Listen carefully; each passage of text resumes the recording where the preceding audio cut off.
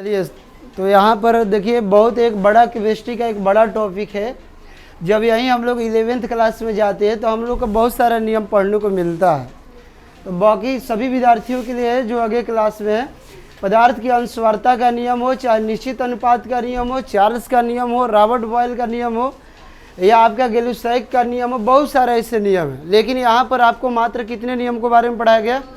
2 नियम के बारे में अभी हमको पढ़ना है।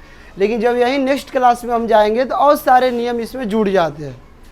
तो हम लोग 2 नियमों को बेहतरीन तरीक़ा से याद करेंगे और इसमें एक प्रश्न पूछेंगे आपसे, वो बताना है, इसीलिए बढ़िया से उसको सुनिएगा, ठीक है?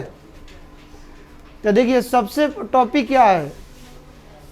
रासायनिक संयोग के नियम। जैसे कि मतलब क्या हुआ, मान लीजिए कि 2 पदार्थ कोई ले लीजिए, जैसे H2 प्लस Cl2।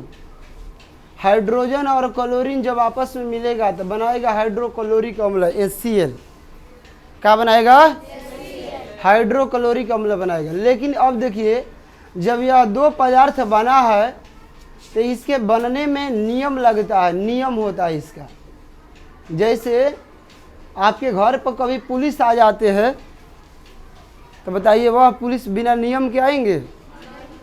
उनके पास आपका रिपोर्ट का गया होगा, FIR का सूचना मिली होगी कि आपने यह चीज़ किए है, चाहे आपके पास यह चीज़ अवैध रूप में है, तो वह आते हैं, एक सिस्टम से आते हैं, एक नियम से आते हैं कि रोड पे चल रहे हैं, पुलिस आपको पकड़ लेते हैं।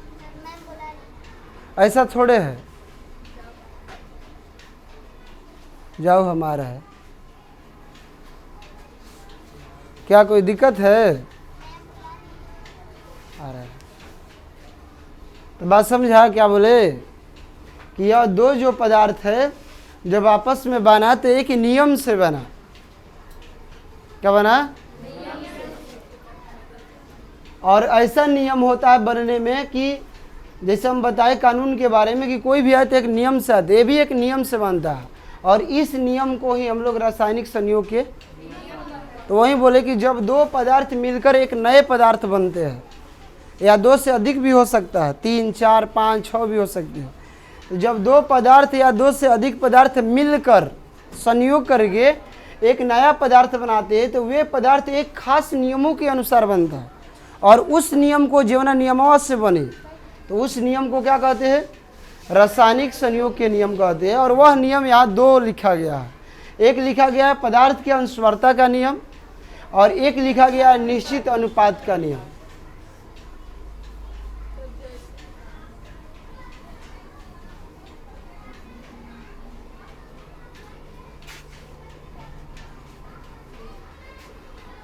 बताया समझ में?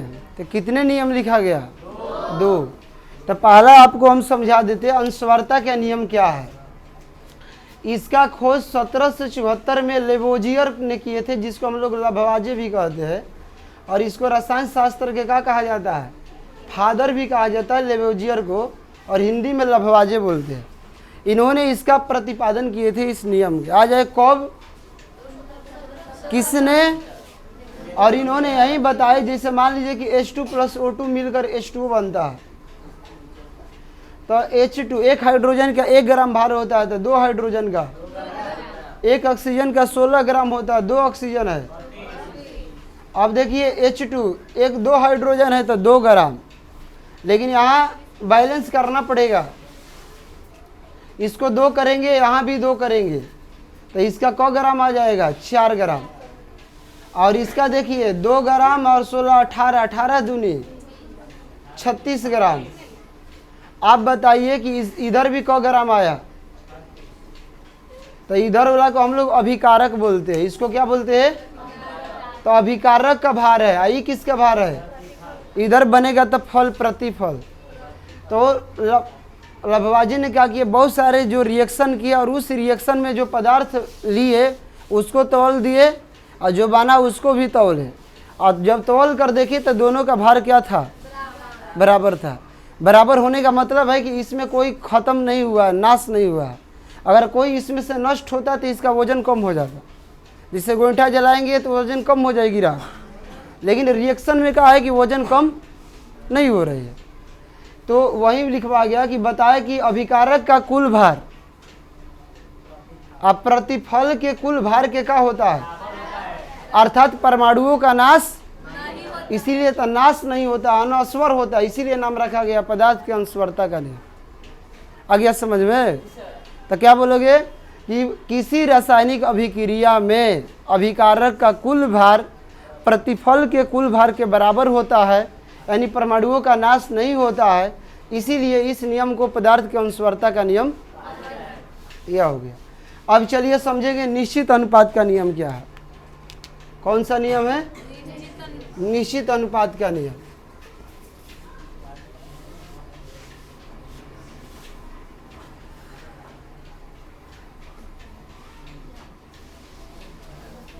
तो निश्चित अनुपात का जो नियम बना था वह 1779 में बना था, 1789 में। और किसने बनाया था? प्राउस्ट ने इसका प्रतिपादन किया था। यह दो बात याद रखें, कब और किसने।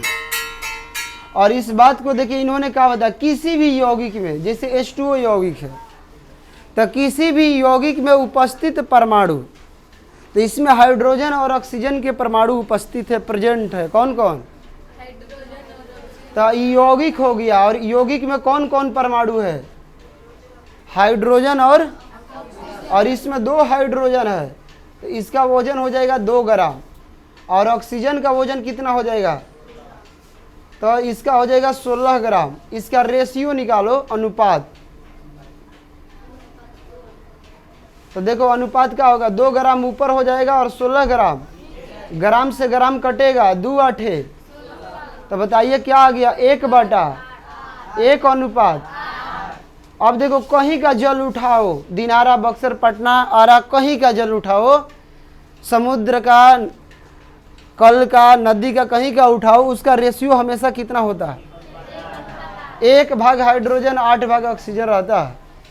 तो यह फिक्स रहता है, ये नहीं कि दिनारा का जल कम होता, पटना का जल ज़्यादा हो जाता, तब बोलते कि अलग है। तो इस वैज्ञानिक ने इस बात को साबित किया कि किसी भी यौगिक में जो परमाणु रहते हैं, माने जीवन परमाणु रही, वह क्या रहता है? एक निश्चित अनुपात में संयुक्त रहता है, उसका अनुपात घटता बढ़ता नहीं है। और इस नियम को ही निश्चित अनुपात का नियम कहते हैं।